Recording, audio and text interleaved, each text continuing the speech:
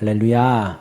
아멘. 오늘 2025년 8월 29일입니다. 은혜로운 금요 기도회 잠언 26장 4절에서 10절까지 말씀으로 미련한 자는 해서 이제 어제 새벽에는 첫 번째로 말씀을 드렸고 오늘은 두 번째로 말씀을 드리도록 하겠습니다.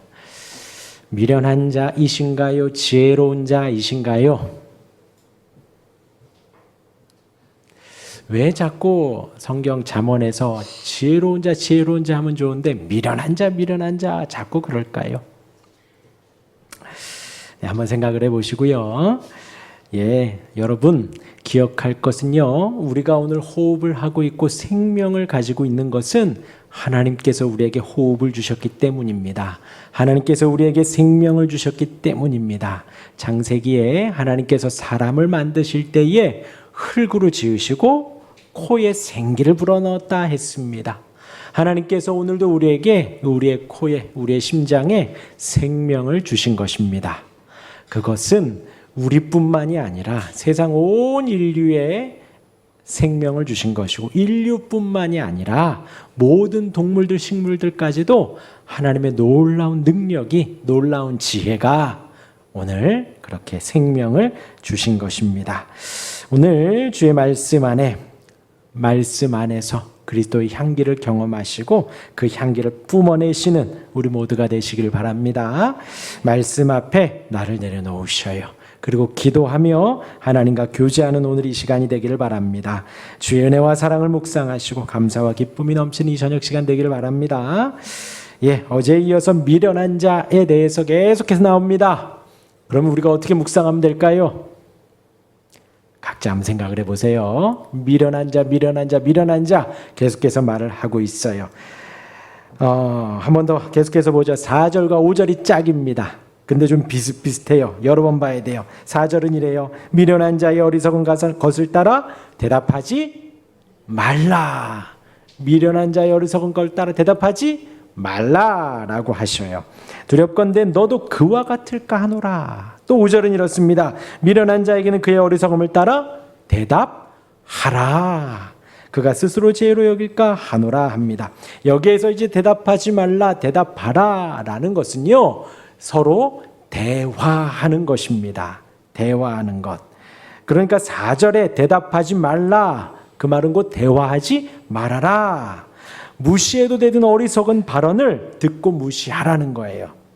그의 어리석음과 같이 될 수 있으니 대화조차 하지 말라는 것입니다. 대화한다는 것은요, 내가 말을 하고 또 말을 하고 서로 이렇게 주거니 받거니 하는 거죠. 갑론을 하는 것입니다. 그렇다면 미련한 자와 내가 계속해서 그렇게 주거니 받거니 하면 어느샌가 나도 미련하게 된다라는 것이에요. 그러니까 서로 대답하지 말고 대화하지 말라는 것입니다. 그의 어리석음이, 그의 잘못된 시각과 미련함이 우리에게 전가될 수 있다라는 거예요. 100번 동의합니다. 여러분들이 아는지, 여기 계신 분들이 아는지 모르지만 와 놀랍네요. 군대 갔다 온 사람이 저밖에 없네요. 지금 이 자리에. 재밌는 거 알려드릴게요. 군대에서 군생활 잘하는 사람이 고졸일까요? 서울대 나온 사람일까요? 신기한 것은요, 군생활 잘하는 사람은요, 고졸이에요. 서울에 있는 대학, 서울, 인서울 혹은 스카이, 서울대, 연대, 고대 나온 사람들보다도 지방에서 엄마 아빠랑 농사 짓고 엄마 아빠랑 같이 막 이렇게 해서 대학교도 잘 못 가도 막 지방에 있는 전문대 간 사람 군생활 되게 잘합니다. 싹싹하게 군생활 3년 동안 잘해요. 그런데 재밌는 것은요, 저희 때는 2년 2개월이었는데 2년 2개월이 지나면요, 누가 서울대 나왔는지, 누가 지방에 있는 대학 나왔는지 구분이 안 갑니다. 하향 평준화가 돼요. 상향 평준화가 되면 좋은데 하향 평준화가 됩니다. 그게 이제 보통 세상에서 그래요. 이렇게 집단으로 무리적으로 있으면 희한하게 하향 평준화가 된다는 거예요. 희한하게 말을 하게 되면 안 좋은 말부터 배우고 욕설부터 배우고 또 같이 있으면서 좋은 일을 도모하기보다 희한하게 죄악된 것들만 되어간다라는 것이지요. 일반적으로 그러하다라는 거예요.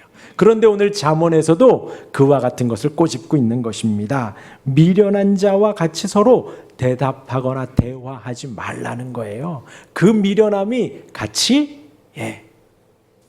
전가될 수 있다라는 거죠. 여러분들 교회 다니죠? 교회 안 다니는 사람과 같이 밥 먹고 차 마시고 몇 날 며칠 같이 있어 보면요, 어느 날 갑자기 토요일 주일 껴서 여행 계획 잡고 있는 우리의 모습이 보일 거예요. 같이 전도하고 그 사람을 데리고 오면 좋은데 우리도 같이 그렇게 갈 수 있을 가능성이 많다라는 거죠. 그러니까 오늘 4절에서는 미련한 자와 함께 대답하거나 대화하거나 친구 삼지 말라는 것입니다. 그런데 5절은 또 반대예요. 미련한 자에게는 그의 어리석음을 따라 대답하라.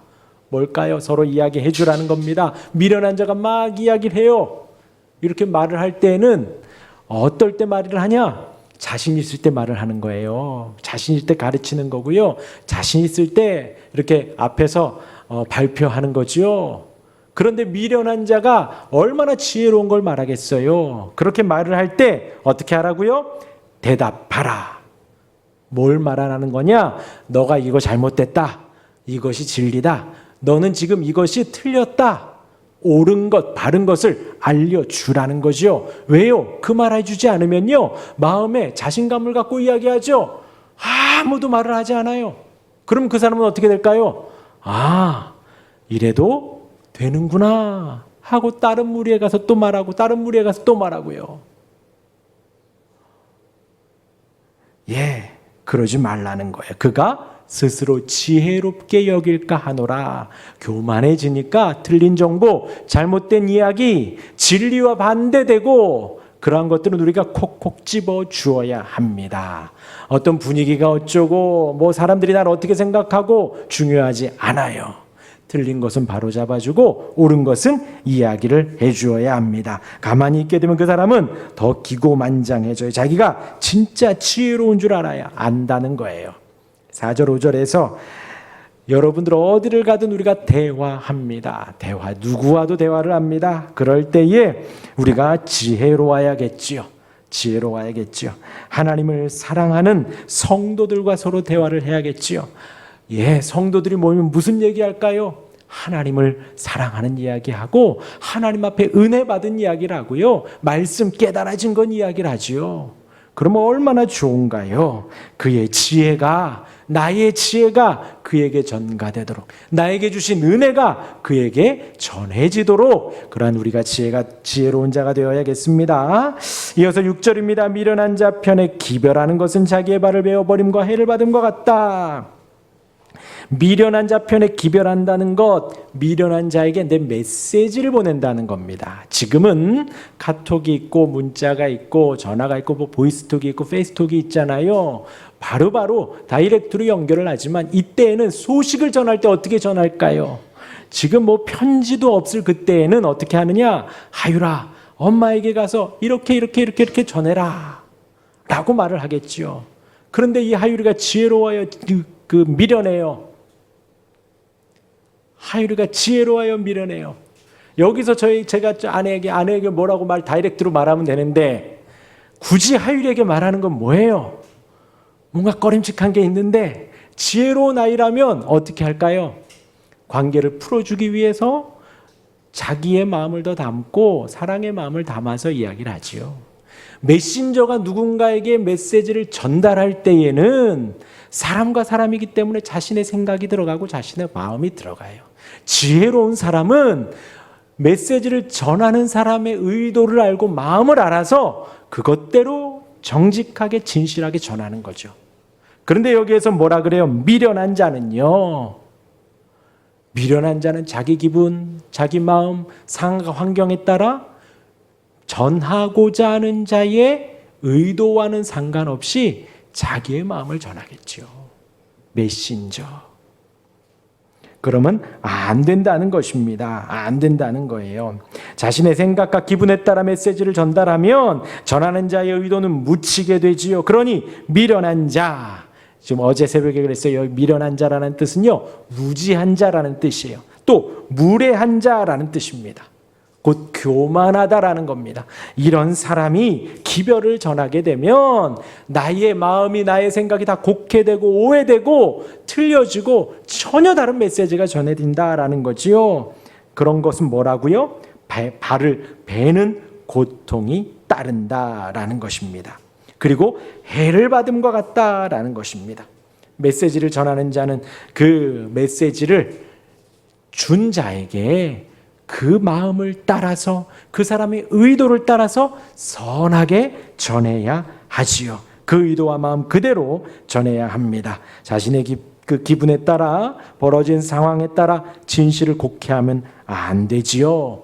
곧 지혜로운 자는 그 메시지를 바로 전하는 사람입니다. 저와 여러분들은 어떤 메신저인가요? 하나님의 말씀을 따라 말씀의 의도를 가지고 우리가 전해 주어야겠지요. 그렇죠? 그러한 우리가 되기를 바랍니다. 7절입니다. 우리 같이 한번 읽을까요? 7절 시작.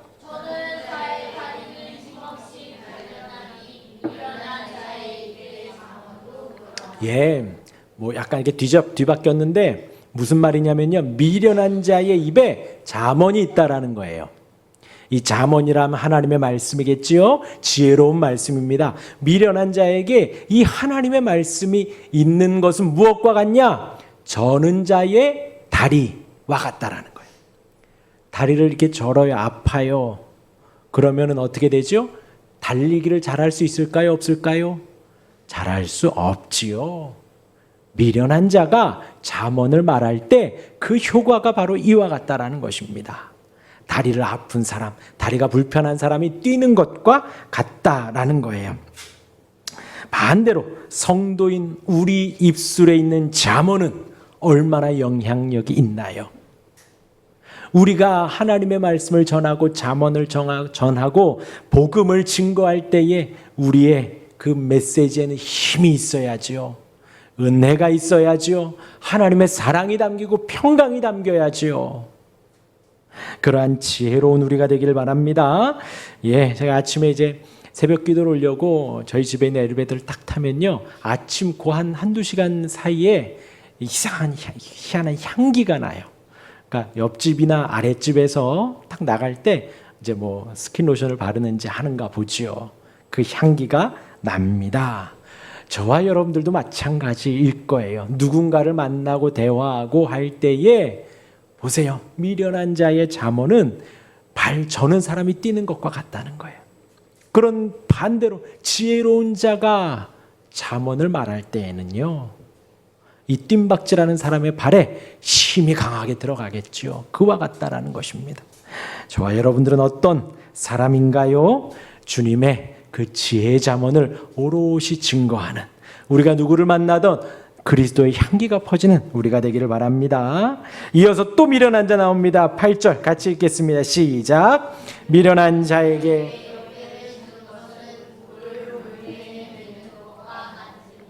우리 1절도 비슷해요. 여러분들 성경책에 1절 있죠. 우리 1절 한번 읽어볼까요? 1절 시작.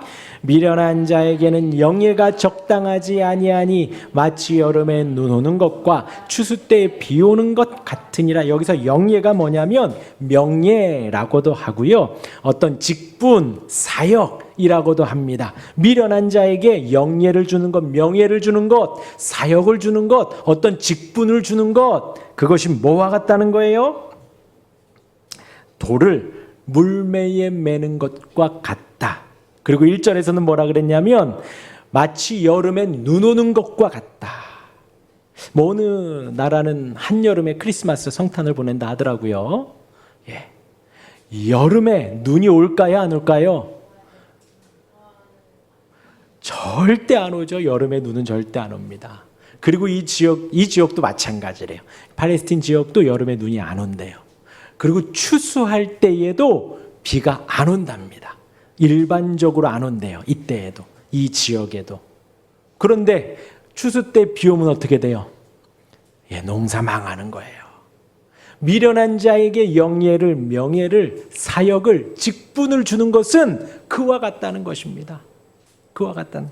오늘 방금 8절에서도 뭐예요? 돌을 물매에 맨다. 이 물매가 언제 나오냐? 다윗과 골리앗의 싸움에서 다윗이 뭘 던지지요? 예, 물맷돌을 던집니다. 그런데 물맷돌을 던져야 되는데 물매에 뭐가 묶여 있어요 지금?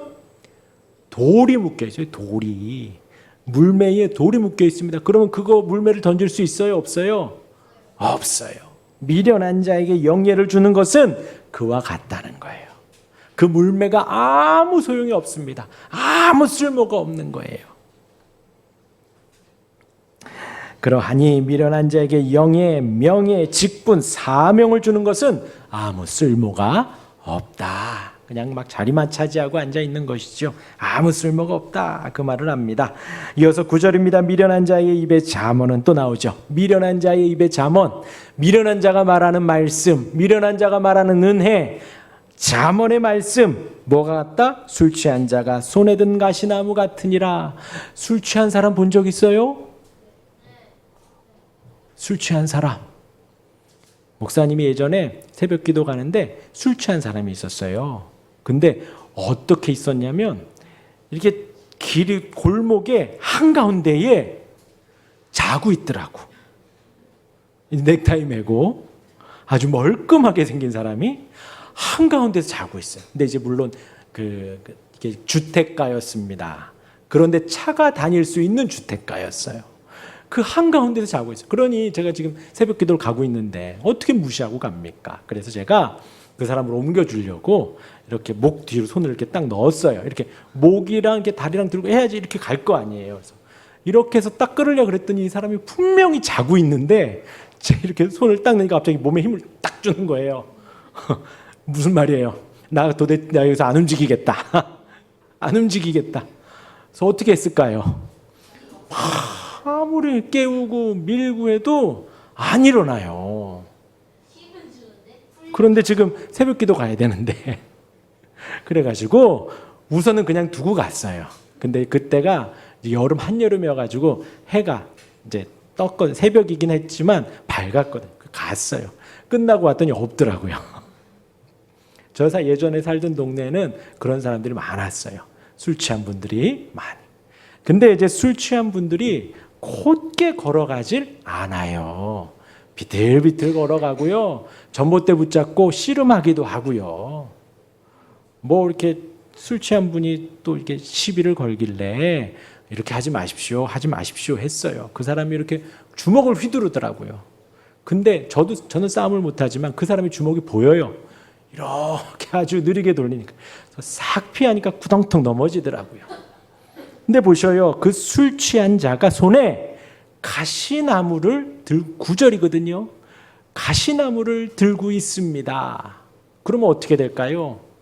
이렇게 막 휘두르면 다른 사람이 다쳐요. 큰일 나는 거예요.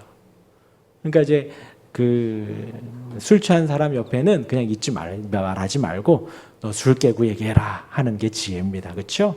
건들면 안 돼요. 중요한 것은요, 그 손에 든 가시나무로 다른 사람을 의도하든 의도치 않든 상해를 입힐 수 있다라는 거예요. 피를 흘리고 다치게 하고 아프게 할 수 있다라는 것이지요. 그 가시나무와 대꾸를 이루는 게 뭐예요? 잠언이에요, 잠언. 그러니까 미련한 자가 막 던지는 그 아무 말, 그것은 다른 사람을 아프게 하고 다치게 하고 힘들게 하고 피를 흘리게 할 수 있다라는 것입니다. 그러하니 여러분, 이 말씀 잠언 성경 66권은 생명입니다. 생명이고 은혜고요. 저와 여러분들이 평생에 필히 붙들어야 하는 진리의 말씀이에요. 저와 여러분들이 이 자리에서 1시간, 2시간 듣더라도 피곤치 않고 힘들지 않고 내 마음에 양약이 되고 힘이 되어지고 은혜가 되어지는 생명의 말씀입니다. 그런데 이 생명의 말씀이 미련한 자에게 가면 다른 사람을 아프게 하고 힘들게 하고 버겁게 하고 상처를 내고 피를 내고 목숨을 해할 수까지 있는 가시나무가 된다는 것이지요. 무기가 되고 아픔이 되고 목숨을 잃을 수도 있는 것이 된다. 그러면 안 되지요. 이어서 우리 10절 보겠습니다. 10절 같이 읽을까요? 시작. 장인이 온갖 것을 만들지라도 미련한 자를 고용하는 것은 지나가는 행인을 고용함과 같으니라. 장인이 막 이제 훌륭한 걸 만듭니다. 멋진 것을 딱 만들어요. 그러면 이걸 어떻게 해야 되죠? 지혜로운 자가 잘 세일즈를 해야 됩니다. 여러 가지 방법으로 이거를 제값에 팔아야지요. 그런데 미련한 자를 고용하는 것은 지나가는 행인을 고용하는 것과 같다는 거예요. 지나가는 행인의 특징이 뭘까요? 이 장인에게 이 제품에 관심이 있을까요? 없을까요? 없어요. 이해도 못합니다. 알지도 못해요. 지나가는 행인. 지나가는 행인 잡아다가 일해라. 그러면 그 사람은 정말 예전에 한번 제가 선한 목자 사꾼 이야기를 했죠. 사꾼이 되는 겁니다. 그냥 자기가 일한 만큼 시간 버틴 만큼의 돈만 받아가지고 가면 되는 거예요. 아무 관심이 없어요. 누구에게 이걸 맡겨야 될까요? 이 제품을 잘 알고 장인을 잘 알고 그 지역을 잘 알고 잘 아는 사람에게 맡겨주어야지요. 그래야 된다라는 것입니다. 자, 오늘 4절부터 10절까지 미련한 자에 대해서 나누었습니다. 여러분들은 미련한가요? 지혜로우신가요? 미련한가요? 지혜로우신가요? 지혜로워요. 우리가 지혜로운 자가 되기를 기도해야 해요. 왜 자꾸 이렇게 말을 할까요? 지금 미련한 자를 강조하고 있는 거예요. 그것은요, 지금 너희가 어느 때라도 미련할 수 있다라는 거예요. 어느 때라도 미련하게 갈 수 있으니 정신 차리라는 것입니다. 그리고 이제 다음 주는 더 재밌는 말씀이 더 많아요.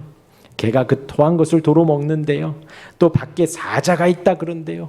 문짝에 돌적이를 따라 도는 사람들 같대요. 미련한 자에 대해서 계속해서 말을 합니다. 우리는 어떤 사람이 되어야 할까요? 미련한 자가 아니라 지혜로운 자가 되어야 합니다. 무지한 자가 아니라 하나님의 지혜를 알아가려고 노력하는 사람이 되어야 하고요. 무례한 자가 아니라 이해를 갖추는 자가 되어야 합니다. 하나님의 말씀 앞에서 나를 늘 돌아보아야 합니다. 그게 지혜로운 사람이에요. 날 누구를 만나든 우리의 지혜를 배우고 전할 수 있는 자가 되어야겠습니다. 우리가 잠언 주의 말씀 하나님의 은혜를 전할 때에 의도에 맞게 하나님의 뜻에 맞게 전해야 하고, 또한 우리 가운데 주의 은혜가 지혜롭기를, 그 지혜가 계속해서 우리를 통해서 퍼져가기를, 그렇게 기도하는 우리 모두가 되시게 주님의 이름으로 축원합니다. 아멘.